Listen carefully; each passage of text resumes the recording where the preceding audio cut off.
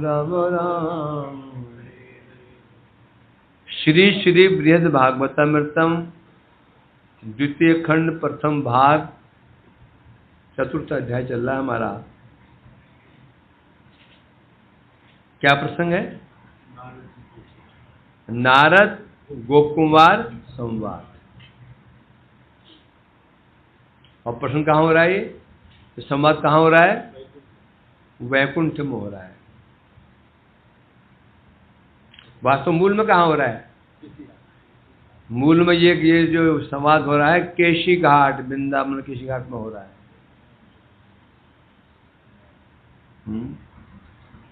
तो वहां से हमको गोपकुमार जी कहाँ लेकर गए हैं? वैकुंठ में।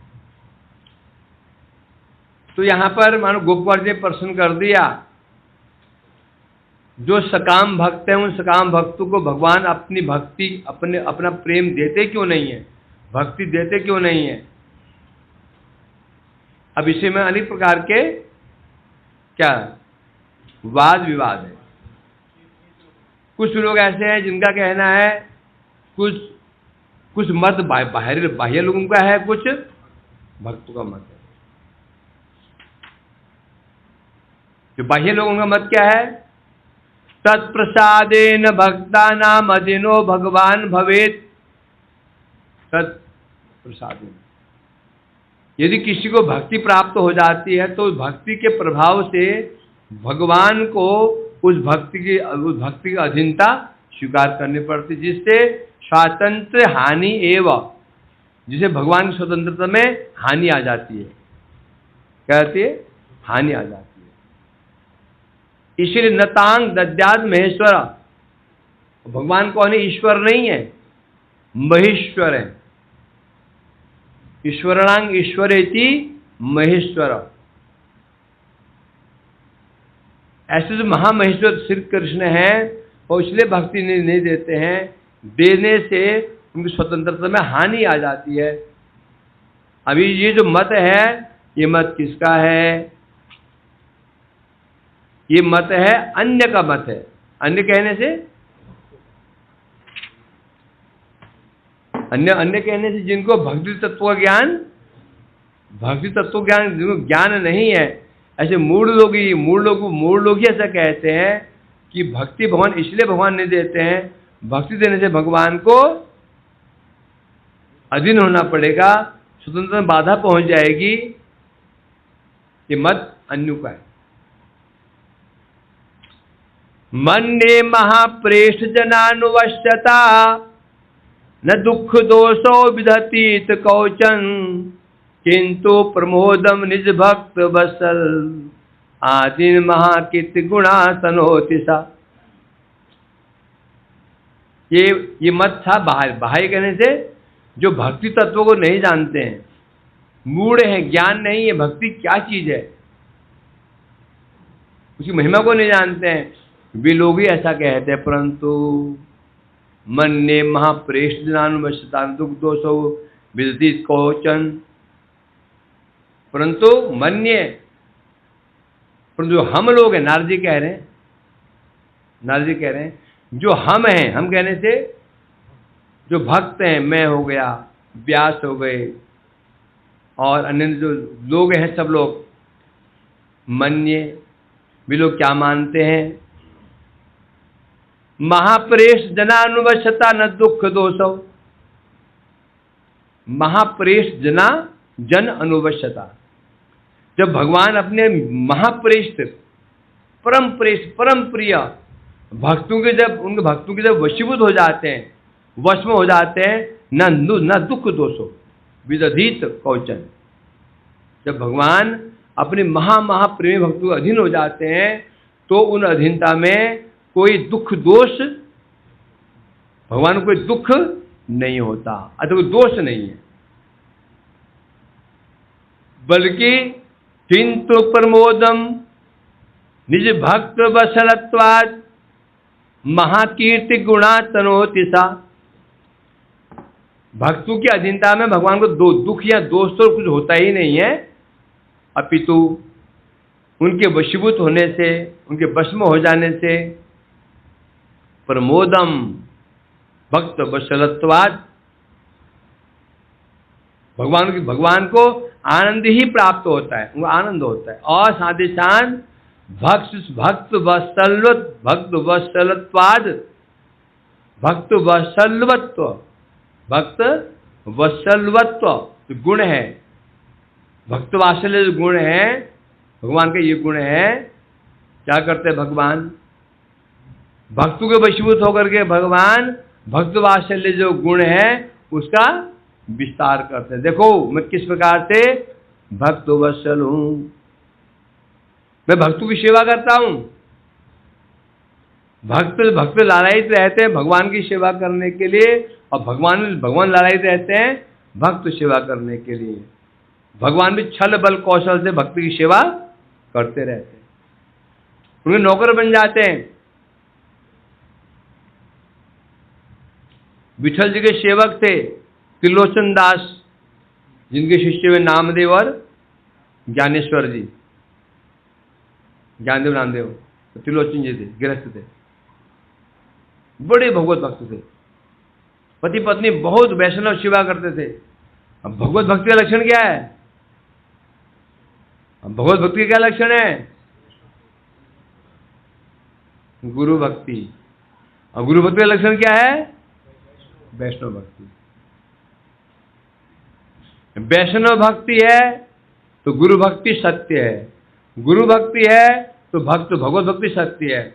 भगवत भक्ति तो दिख रही है, गुरु भक्ति नहीं है तो भगवत भक्ति कपट है। भगवत भक्ति खूब दिख रही है, वैष्णव भक्ति नहीं दिख रही है तो गुरु भक्ति कपट है। समझे कि नहीं? कर्मशः दूसरे वाला पहले वाले का कार्य है और पहले उधर दूसरे वाले का कारण है। गुरु भक्ति कार्य हुआ, कारण क्या है? वैष्णव भक्ति। इट मीन्स कारण के बिना कार्य नहीं होता। एक घर का कारण क्या है? मिट्टी, पत्थर, गडर आदि आदि। रोटी का कारण क्या है? आटा, पानी, चकला आदि। ना हो तो रोटी बन जाएगी? बन सकती है? नहीं बन सकती है। जो गुरु भक्ति है उसका कारण है वैष्णव भक्ति। वैष्णव के प्रति हमारी भक्ति नहीं है, गुरु भक्ति दिख रही है। कपटम कपटम महाकपटम, महाकपट है वो, कहीं ना कहीं कपट है, हो ही नहीं सकता, हो नहीं सकता। गुरु को खूब मानेंगे, गुरु जी ही गुरु, गुरुवादी। गुरुवादी कौन होते हैं? सिख लोग, भाई गुरु, भाई गुरु, भाई गुरु।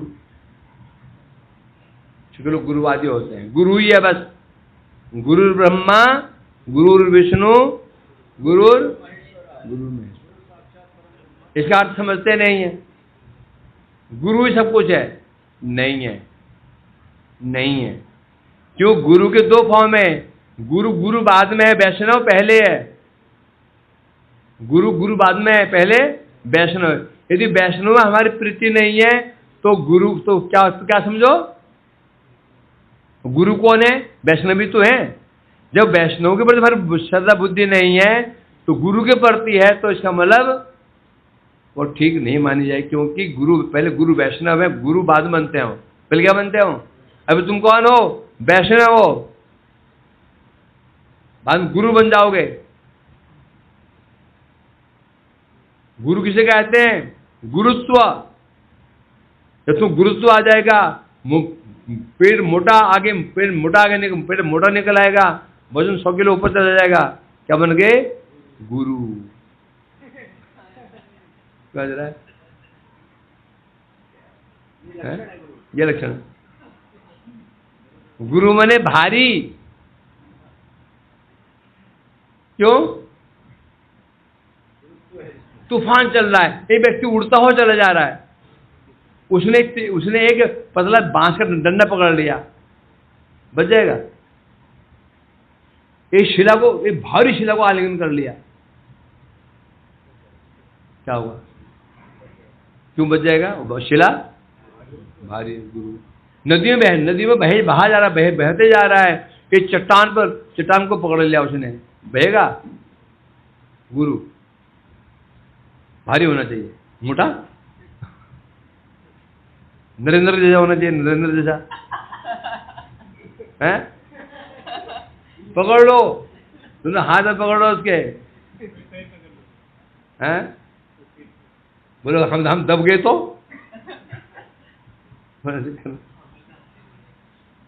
तो पहले वैष्णव भक्ति आधार है, गुरु भक्ति का बेस है। गुरु भक्ति आधार है भगवत भक्ति का, तो भगवत भक्ति तब आनी जाएगी, वैष्णव भक्ति भी है, गुरु भक्ति भी है, तो भगवत भक्ति इज रियल। अदरवाइज ओनली क्या है, कपट, डुप्लिसिटी कहते हैं ना, भक्ति नहीं है। इसलिए कह रहे हैं, हाँ क्या बात चल रही थी हमारी, हाँ, तो उन्हें भक्ति देते क्यों नहीं है भगवान? क्योंकि वशीभूत होना पड़ जाता है। जो ऐसा कह रहे हैं वो मूढ़ है, बल्कि ऐसा नहीं है। भगवान जब अपने भक्तों को वशीभूत हो जाते हैं, उसको आनंद होता है और जगत में उनकी कीर्ति फैलती है। क्या कीर्ति? भक्त वात्सल्य गुण, है ना। हाँ बात रही, कैसे भगवान भक्तों वशीभूत हो जाते हैं। एक घटना बता रहा था, त्रिलोचन दास जी विठल जी के परम परम भक्त थे। हाँ, भक्ति का लक्षण क्या है? वैष्णव भक्ति। यदि वाष्णव भक्त है, उसका लक्षण क्या है? वैष्णव सेवा ही उसके प्राण, वैष्णव सेवा ही उसका प्राण होगा। तो समझो ये भक्ति है। भक्ति खूब कर रहा है और वैष्णव में यदि प्रीति नहीं है तो भक्ति है ही नहीं। तो ये बड़े वैष्णव प्रेमी थे। जहां वैष्णव दिख जाते, साधु दिख जाते, महात्मा जी चलिए घर में भोजन कीजिए, बुला के ले आते थे। अब उनका व्यवसाय भी था, अब व्यवसाय भी करना है, घर में फिर साधु संत आएंगे, उन्हें खिलाने पिलाने भी है। मन में ऐसा रहता था, ऐसे कोई सेवक मिल जाता जो भगवत भक्त हो, हैं, खूब रसोई बनाता, खूब दिन में वैष्णव को बुलाता, खिलाता। पैसे का अभाव था नहीं, आवश्यकता थी एक सेवक की। तो सेवक कैसा हो? भक्त हो, क्योंकि भक्ति सेवा कर पाएगा ना।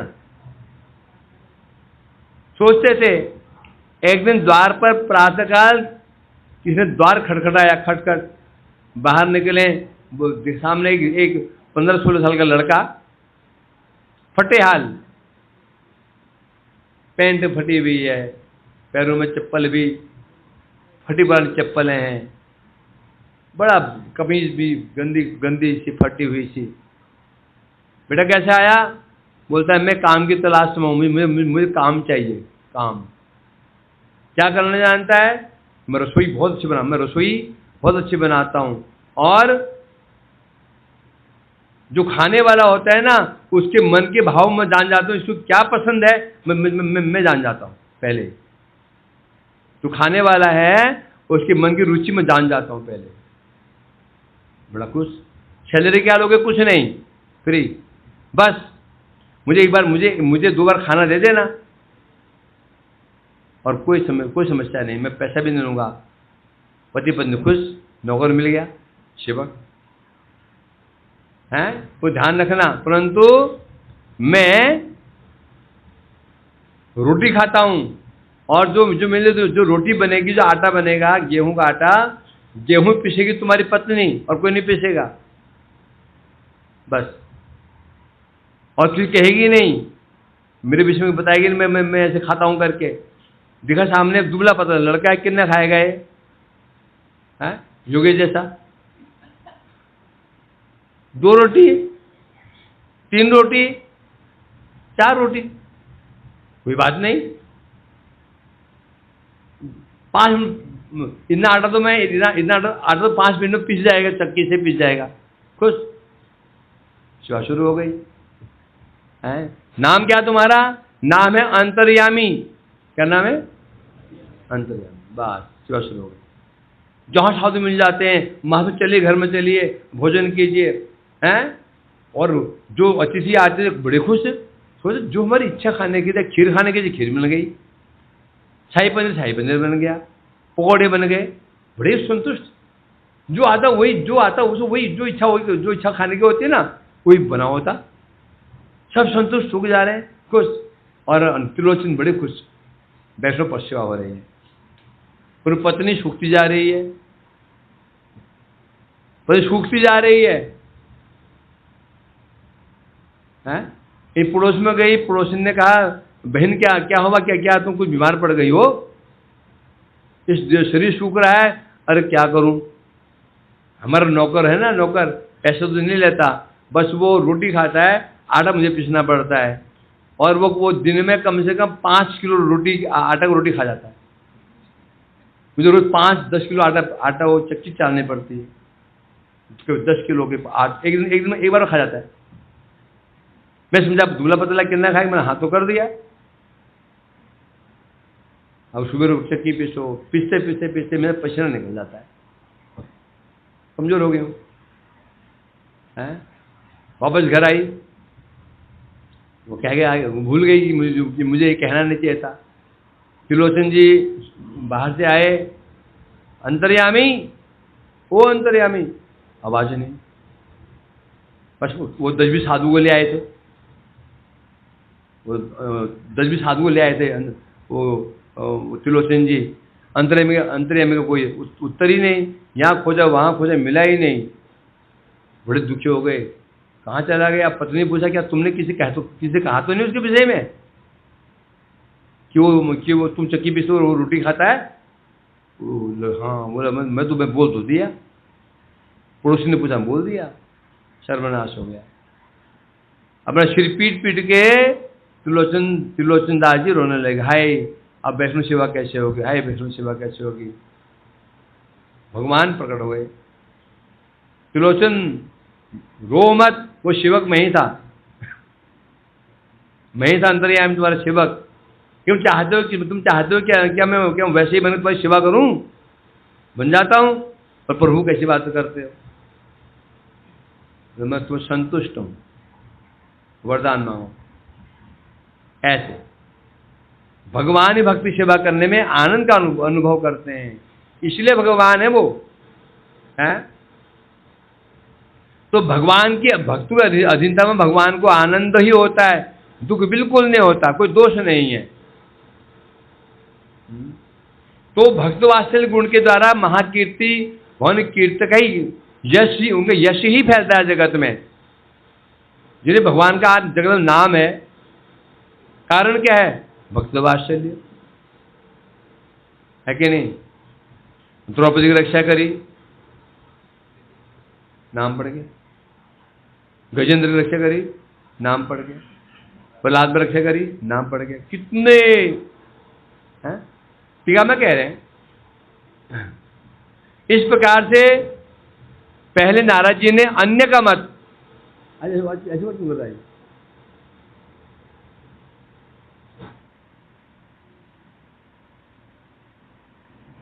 हरि बोल हरि बोल हरि बोल। शाम को ना ये सब छिपा दिया करो, कौन छिपा दो, बोला ऐसे मुखी माता ऐसे मुखी कीर्तन करो। अब यहाँ टीका में कह रहे हैं इसके टीकाकार कौन है? टीका लिखी इसने, जो ग्रंथ के प्रणेता हैं टीकाकार भी वही है। ये ग्रंथ ऐसा है, ये ग्रंथ लिखा है, टीका भी उन्हीं की है, इसलिए प्रमाणिक है। ग्रंथ कोई और लिखे, टीका कोई और लिखे, उसमें कहीं संदेह आ जाता है, कहीं समस्या खड़ी हो सकती है।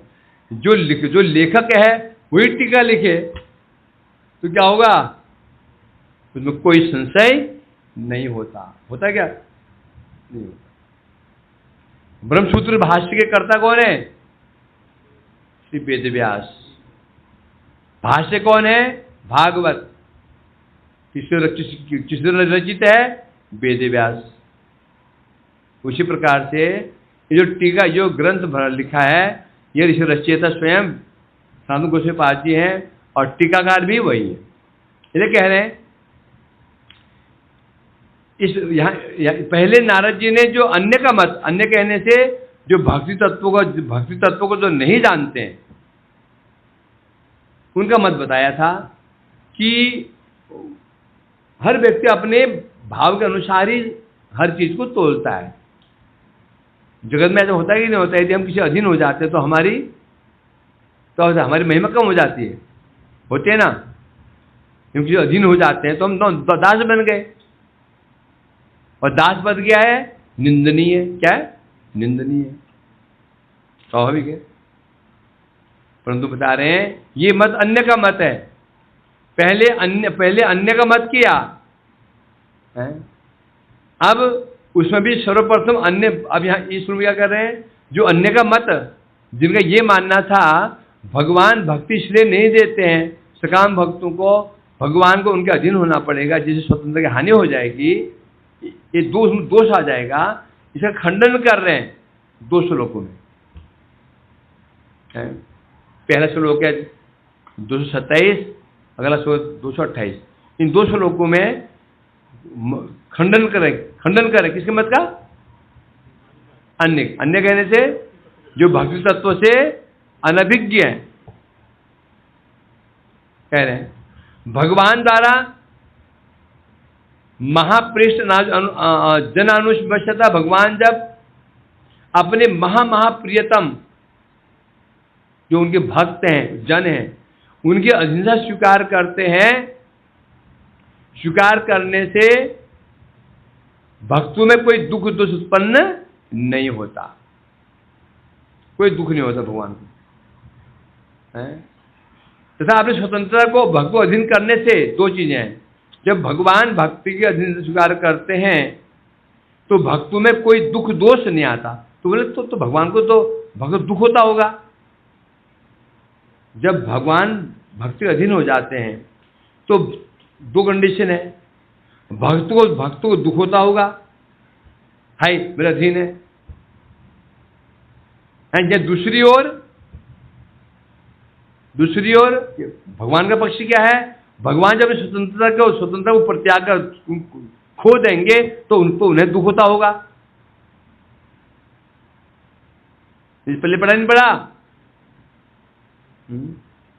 2 बातें होती हैं। जब सेवक की सेवा शुरू कर दे तो सेवक को दुख हो सकता है, हाय ये क्या हो रहा है, हाय मेरा अपराध हो जाएगा, हो सकता है ना? कृष्ण ने कहा द्वारका में, भाई मेरे सिर में दर्द है, कोई यदि अपनी चरण धूलि दे दे मेरे को, भक्त सिर पर धारण करूं तो मेरा सिर दर्द ठीक हो जाएगा। तो नारद जी आप ही दे दो। मेरे भक्त तो क्या बोले हैं? कान पकड़े विष्णु विष्णु विष्णु विष्णु, मुझे नरक नहीं जाना। आप मेरे प्रभु हैं, मैं चरण धूलि से आपको सिर पर दूंगा तो मेरा क्या होगा? द्वार के जो पटरानियों महेशी से कहा, उन्हें कान पकड़ लिया, ना बाबा ना, हमें नरक नहीं जाना। आता ना? क्यों? डर। तो क्या ऐसा नहीं होता? जब भगवान भक्ति की अधीनता स्वीकार कर लेते हैं तो भक्तों को दुख होता है। दूसरी ओर जब भगवान स्वतंत्रता को भक्तों को अधीन कर देंगे तो क्या तो उन्हें कोई दुख होता है, भगवान को दुख होता है क्या है? तथा नंबर 3 भगवान जब पराधीनता वशतः, जब भगवान अपने आप को भक्त को अधीन कर देंगे तो उनके ऐश्वर्य थे, उनके ऐश्वर्य की हानि हो जाएगी, होगी नहीं होगी? उनका ऐश्वर्य है उसकी हानि हो जाएगी। जब भगवान किसी के अधीन हो जाते हैं तो मतलब क्या हो गया? ऐश्वर्य खो गया। और जब ऐश्वर्य गया तो फिर ऐश्वर्य विहीन भगवान कैसे? 3 यहां पर ऑप्शन दिए। तो पहले क्या क्वेश्चन मार्क लगाया? जब भगवान भक्त के वशीभूत हो जाते हैं तो भगवान के भक्तों को क्या भक्तों को दुख होता है? नंबर 2, भगवान जो सब स्वतंत्र को परित्याग कर देते हैं तो क्या उन्हें दुख होता है? नंबर 3, जब भगवान अपने आप को अधीन कर देते हैं भक्तों के तो उनके क्या ऐश्वर्य में हानि आ जाती है? ऐश्वर्य में हानि आ जाती है क्या है? तीन दोष आने की संभावना है। 3 दोष। पहला दोष भक्त का दुख, द्वितीय भगवान का दुख, तृतीय ऐश्वर्य की हानि।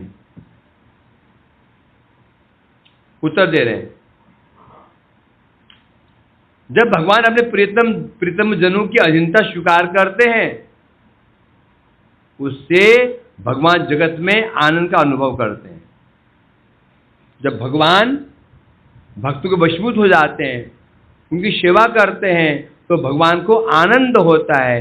जब आनंद होता है तो भक्तों को भी फिर दुख होगा कि नहीं होगा? क्यों? भगवान को आनंद है।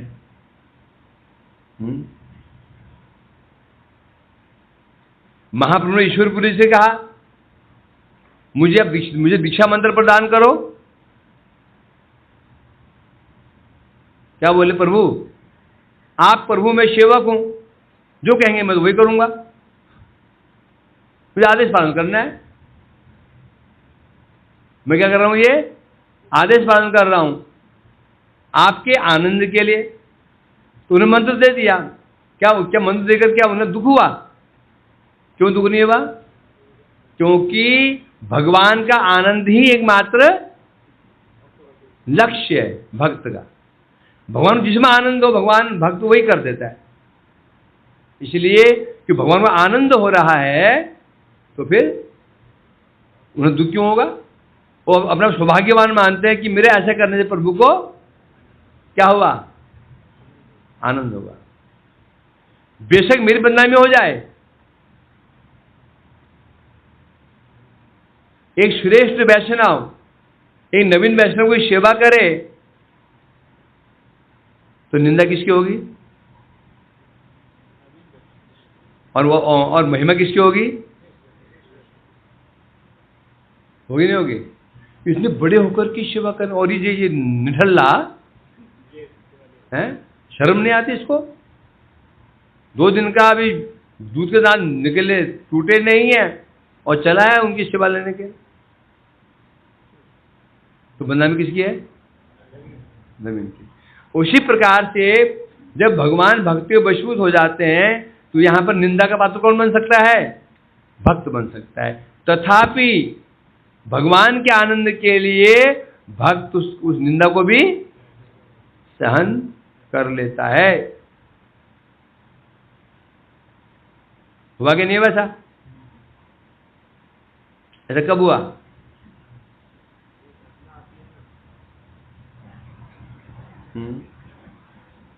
ऐसा कब हुआ था? भृगु ऋषि को ये प्रार्थना की गई थी देवताओं के द्वारा कि 3 देव है, ब्रह्मा विष्णु महेश, इनमें श्रेष्ठ कौन है, वास्तव में पूज्य कौन है, पता करके आओ। ऋषि भृगु, 3 देव है ना, त्रिदेव, ब्रह्मा विष्णु और महेश। ठीक है, जाता हूं। भृगु तो भक्त ऋषि हैं। पहले अपने पिताजी के पास गए। पहले ब्रह्मा जी, उनके पिताजी कौन है? ब्रह्मा जी भृगु के पिताजी हैं। और सभा में जाकर के झट सामने खड़े हो गए, कोई प्रणाम नहीं, कोई स्तुति नहीं, सीधा खड़े हो गए। ब्रह्मा जी को लगे आया क्रोध कि इधर उदंड हो गया, पिताजी सब में सामने खड़ा हूं और सभा में आया है। बोला कहां पे? एक है ना, एक ही है, वो चल रहा है। अकेला निकल जाता, अकेला खोज रहा, कोई मिल जाए बंदा दूसरा, खोज रहा है इसको, ये वैभव को।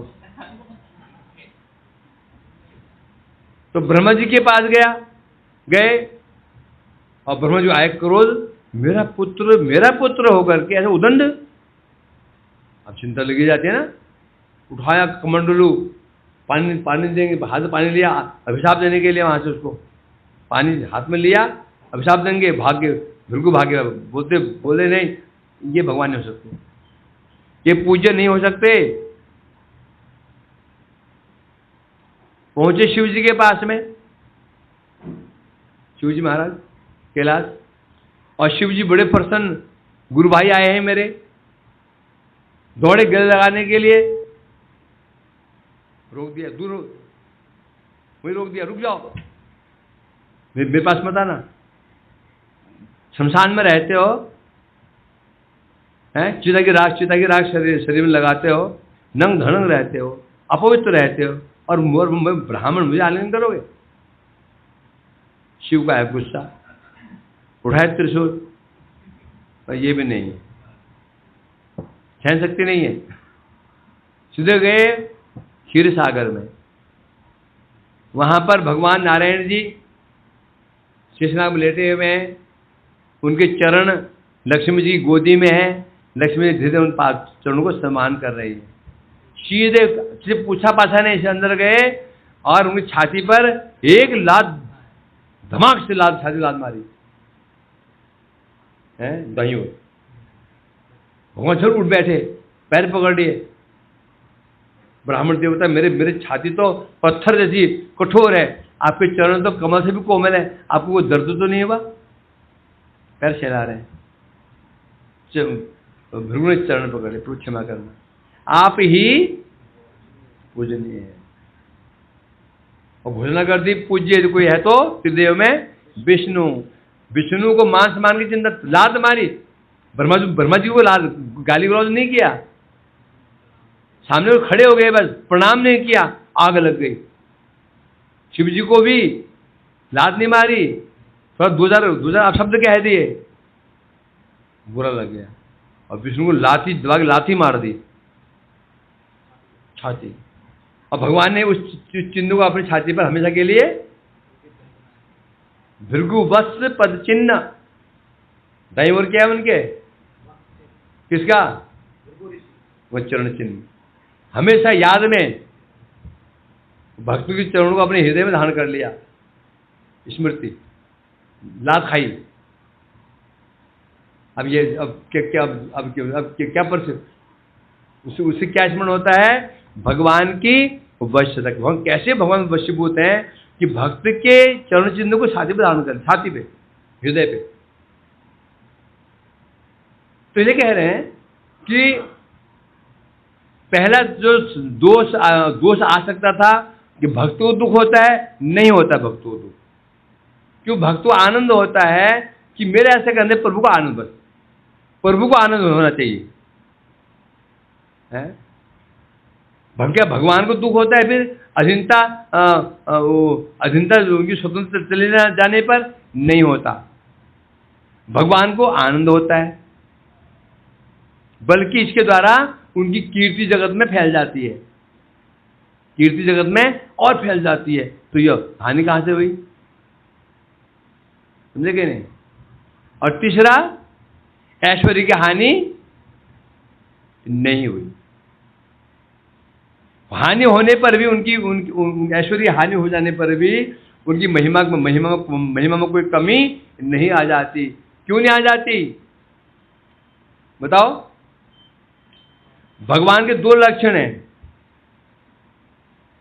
नारायण का लक्षण क्या है? मुख्य लक्षण क्या है? ऐश्वर्य। कृष्ण का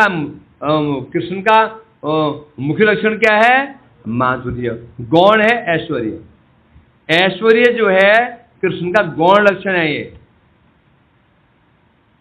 विधि मार्ग राग मार्ग होय दुई रूप, भगवान स्वयं भगवान दुई तो स्वरूप। दो आराधना दो मार्ग की होती है, विधि मार्ग की, रागानुगा मार्ग की। तो स्वरूप भी दो। विधि मार्ग से क्या स्वरूप सिद्ध होता है? भगवान। राग मार्ग से स्वयं भगवान। विधि मार्ग माने ऐश्वर्य मार्ग, राग मार्ग माने राग मार्ग क्या है? सदबंधुवत भाव। सदबंधुवत भाव, सदबंधु जैसे संसार में हमारे बंधु होते हैं, कोई मित्र होता है सदबंधु, माता पिता, बंधु, भाई, प्रेमी, ये सदबंधु कहते हैं। वैदिक भक्त विधि मार्ग में ऐश्वर्य केवल प्रभु, दास्य भाव।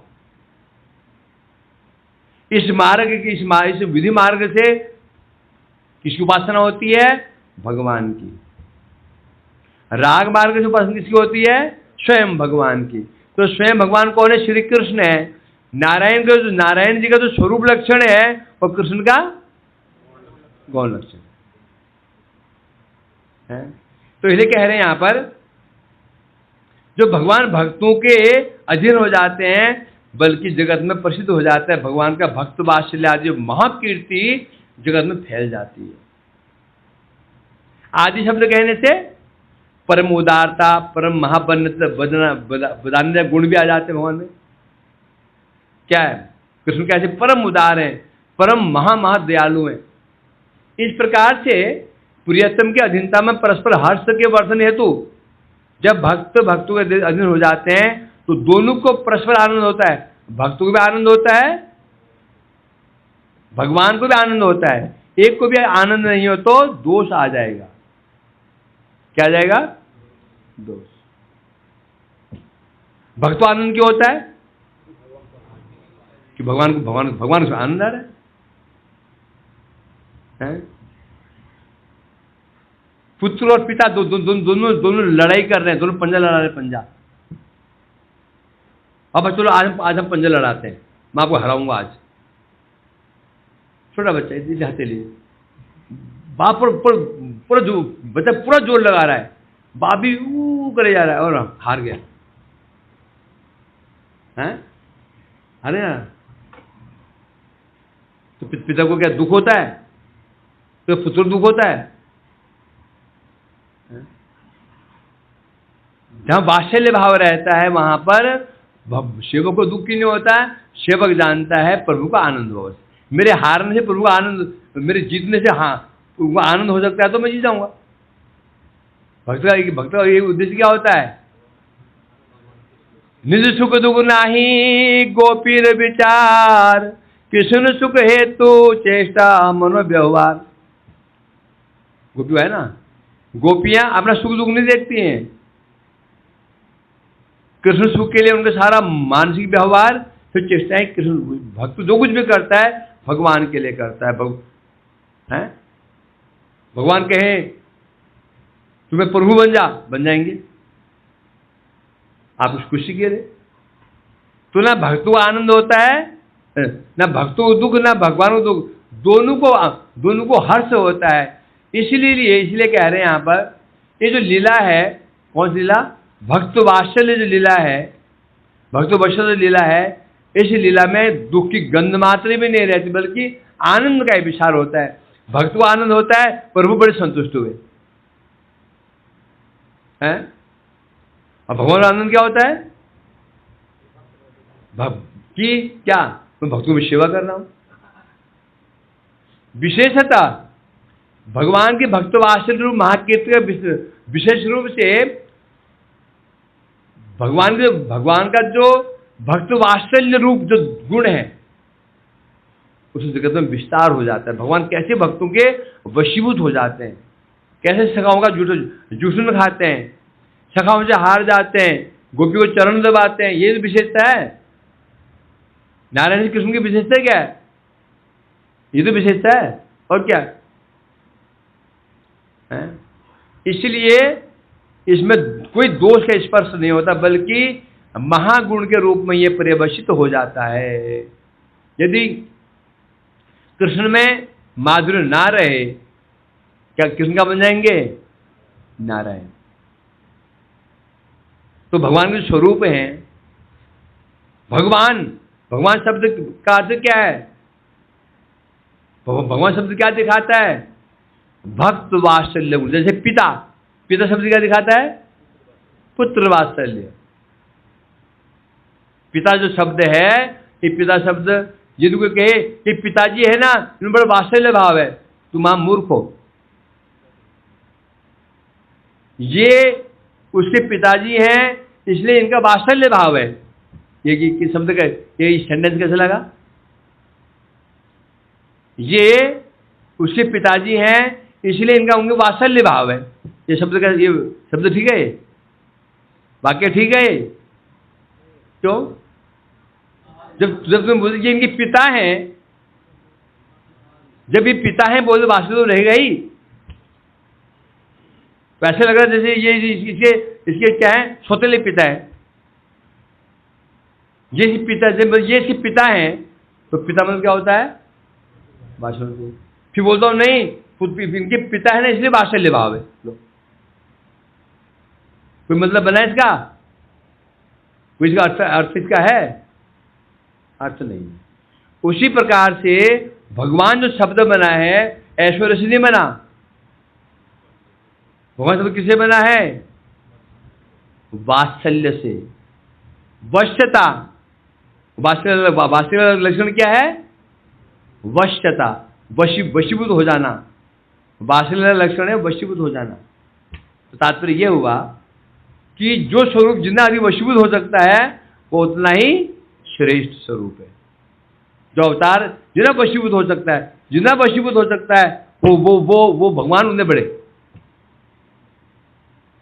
है ना। इसलिए कहा ना, कृष्ण क्या है, सर्वाधिक भक्त वशीभूत है, भक्त वात्सल्य में है, इसलिए वही स्वयं भगवान है। नारायण आदि भक्त वात्सल्य है, भक्त वात्सल्य उनके अंदर भी है, परंतु जो वात्सल्य कृष्ण के अंदर है नारायण के अंदर नहीं है। क्यों, नारायण भक्त वात्सल्य गुण रहने पर भी वात्सल्य, उनका वात्सल्य एक सीमा में बंधा हुआ रहेगा, उसे बाहर नहीं जा पाएंगे। राम जी का वात्सल्य भी है, वो सीमा से बाहर नहीं जा पाएंगे, मर्यादा में रहेंगे। परंतु कृष्ण क्या है, उनका वात्सल्य क्या है, आबद्ध करुणा सिंधु काटे। कृष्ण उनका ऐसा वात्सल्य है, सब सीमाओं को परित्याग कर देते हैं। कौन क्या कहेगा, कौन क्या नहीं कहेगा, कौन क्या सोचेगा, कुछ नहीं। यही कार्य, यही अवस्था है, ये स्वरूप है स्वयं भगवान श्री कृष्ण नंद। फिर उसमें फिर कैटेगरीज है, बाल कृष्ण, सखा कृष्ण, किशोर कृष्ण।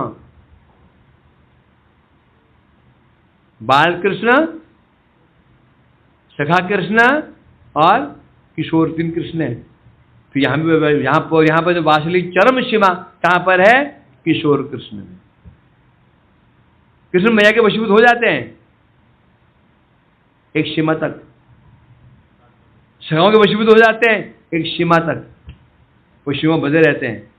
परंतु जहां आते हैं गोपियों के समक्ष कृष्ण आ जाते हैं तो कोई मर्यादा ही नहीं रहती, सब मर्यादा टूट जाती है। कहाँ उनकी भगवत्ता चली जाती है, हैं? क्या बोलते हैं वह, स्मर गर्भ खंडनम मम शीर्षि मंडनम देही पद पल्लव। हाथ जोड़ते हैं, क्या कभी सखाओं से कहा, हाथ जोड़ा था है नहीं, न पा रही हम निर्वत से जाके किसे कह रहे हैं, ये गोपी से कभी बोला, मेरे से कभी बोला था, सखाओं से कभी ऐसा कहा नहीं कहा। तो क्या भगवती चरम सीमा क्या है? आयन शुरू आगे बता रहे हैं, विशेषतो नागर शेखर स्वरामतादि सगुणपवादय अपेक्षणीय परम प्रिय था काष्ठां परासी भगवत सीमना, भगवत तत्व सीमना। भगवत तत्व की चरम सीमा, भगवत तत्व की चरम सीमा कहां पर है? भक्त वात्सल्य में चरम सीमा। और वो क्यों किनके अंदर है? कृष्ण के अंदर है। कृष्ण भगवत की चरम सीमा है। क्यों चरम सीमा है? कृष्ण भक्त के वशीभूत, सर्वाधिक भक्ति वशीभूत हो जाते हैं। इसको कल आगे देखेंगे। वांछा कल्पतरुभ्यश्च कृपामेव वैष्णवेभ्यो। हाँ जी बोलो जी।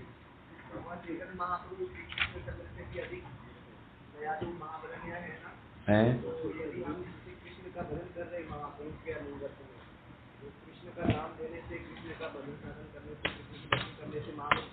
हो जाएंगे, हो जाएगा, कृपा करेंगे तो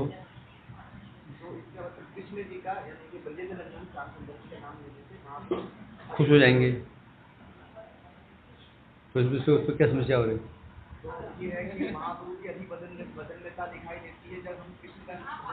हाँ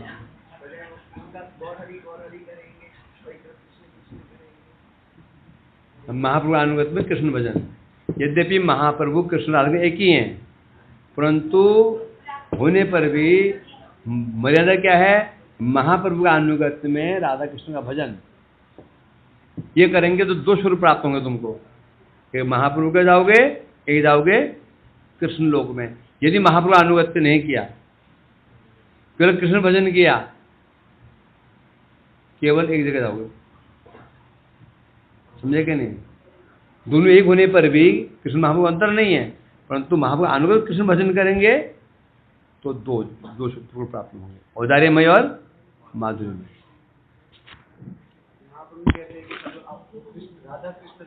कह रहे हैं अभी देखो आप नहीं जी, हम आपको भजन करेंगे, ऐसे महापुरुष हो सकते ना, जब दोनों एक ही हैं तो दो हम तो एक ही पूजा करेंगे। राधा कृष्ण महाप्रभु एक ही हैं तो राधा कृष्ण दो मूर्ति क्यों रखें, झमेले हैं, उधर उनकी समस्या होती, टाइम लगता है। महाप्रभु रख लेंगे अकेले, उन्हें कपड़े भी अच्छे से पहने जाते हैं, देर श्रृंगार में कहा देर होती है, कृष्ण श्रृंगार राधा जी में। महाप्रभु क्या है, थोड़ी देर अपराध हो जाएगा, अवज्ञा हो जाएगी। सिद्धांत क्या है, महाप्रभु का अनुगत में राधा कृष्ण का भजन ही मर्यादा है, समझेगा नहीं?